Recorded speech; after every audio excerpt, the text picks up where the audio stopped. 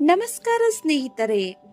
ಇತ್ತೀಚೆಗೆ ಮಂಡಿಸಲಾದ 2026-27ರ ಕೇಂದ್ರ ಬಜೆಟ್ನಲ್ಲಿ ಹಣಕಾಸು ಸಚಿವರು ಮಹಾತ್ಮ ಗಾಂಧಿ ಗ್ರಾಮ ಸ್ವರಾಜ್ ಉಪಕ್ರಮವನ್ನು ಪ್ರಾರಂಭಿಸುವುದಾಗಿ ಘೋಷಿಸಿದ್ದಾರೆ.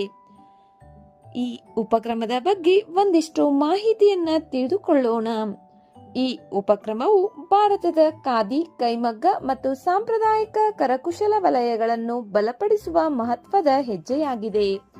ಭಾರತದ ಗ್ರಾಮೀಣ ಆರ್ಥಿಕತೆಯ ಹೃದಯವಾಗಿರುವ ಸಾಂಪ್ರದಾಯಿಕ ಕೈಗಾರಿಕೆಗಳನ್ನು ಪುನರುಜ್ಜೀವನಗೊಳಿಸುವುದು ಈ ಯೋಜನೆಯ ಪ್ರಮುಖ ಉದ್ದೇಶವಾಗಿದೆ. ಜಾಗತಿಕ ಮಾರುಕಟ್ಟೆ ಪ್ರವೇಶ, ಉತ್ತಮ ಬ್ರ್ಯಾಂಡಿಂಗ್, ಪರಿಣಾಮಕಾರಿ ಮಾರುಕಟ್ಟೆ ಸಂಪರ್ಕಗಳನ್ನು ಒದಗಿಸುವ ಮೂಲಕ ಖಾದಿ, ಕೈಮಗ್ಗ ಮತ್ತು ಕರಕುಶಲ ವಸ್ತುಗಳ ವಲಯವನ್ನು ಹೆಚ್ಚು ಸ್ಪರ್ಧಾತ್ಮಕವಾಗಿಸಲು ಈ ಉಪಕ್ರಮವು ಪ್ರಯತ್ನಿಸುತ್ತದೆ. ಈ ಯೋಜನೆಯ ಮೂಲಕ ಕುಶಲಕರ್ಮಿಗಳು ಮತ್ತು ನೇಕಾರರಿಗೆ ಸುಸ್ಥಿರ ಜೀವನೋಪಾಯವನ್ನ ಖಾತ್ರಿಪಡಿಸುವುದು ಜೊತೆಗೆ ಗ್ರಾಮೀಣ ಕೈಗಾರಿಕೆಗಳನ್ನು ಆಧುನಿಕ ಆರ್ಥಿಕ ವ್ಯವಸ್ಥೆಗೆ ಹೊಂದಿಕೊಳ್ಳುವಂತೆ ಮಾಡುವ ಗುರಿಯನ್ನ ಹೊಂದಲಾಗಿದೆ.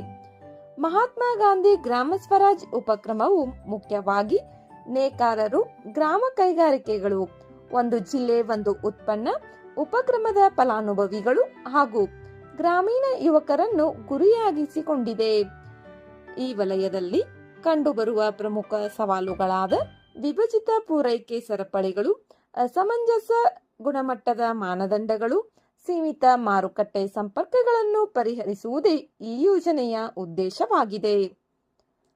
ಈ ಉಪಕ್ರಮವು ಕುಶಲಕರ್ಮಿಗಳನ್ನು ಆಧುನಿಕ ಉತ್ಪಾದನಾ ವಿಧಾನಗಳನ್ನು ಅಳವಡಿಸಿಕೊಳ್ಳಲು ಪ್ರೋತ್ಸಾಹಿಸುತ್ತದೆ.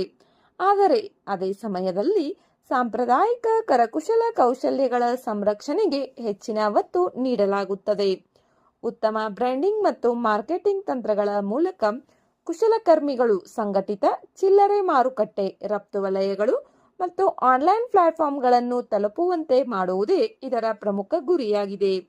ಈ ಉಪಕ್ರಮವು ಸ್ಥಳೀಯರಿಗೆ ಧ್ವನಿ ತತ್ವಶಾಸ್ತ್ರದೊಂದಿಗೆ ಹೊಂದಿಕೆಯಾಗಿದ್ದು, ಸೂಕ್ಷ್ಮ, ಸಣ್ಣ ಮತ್ತು ಮಧ್ಯಮ ಉದ್ಯಮಗಳು ಎಂಎಸ್ಎಂಇಗಳನ್ನು ಬಲಪಡಿಸುವ ಸರ್ಕಾರದ ಪ್ರಯತ್ನಗಳಿಗೆ ಪೂರಕವಾಗಿದೆ. ಸಾಂಪ್ರದಾಯಿಕ ಕೈಗಾರಿಕೆಗಳನ್ನು ಬಲಪಡಿಸುವ ಮೂಲಕ ಈ ಯೋಜನೆ ಸುಸ್ಥಿರ ಉದ್ಯೋಗ ಸೃಷ್ಟಿ, ಗ್ರಾಮೀಣ ಸಂಕಷ್ಟ ಕಡಿತ, ಸ್ಥಳೀಯ ಉತ್ಪನ್ನಗಳ ಉತ್ತೇಜನಕ್ಕೆ ಸಹಕಾರಿಯಾಗಲಿದೆ.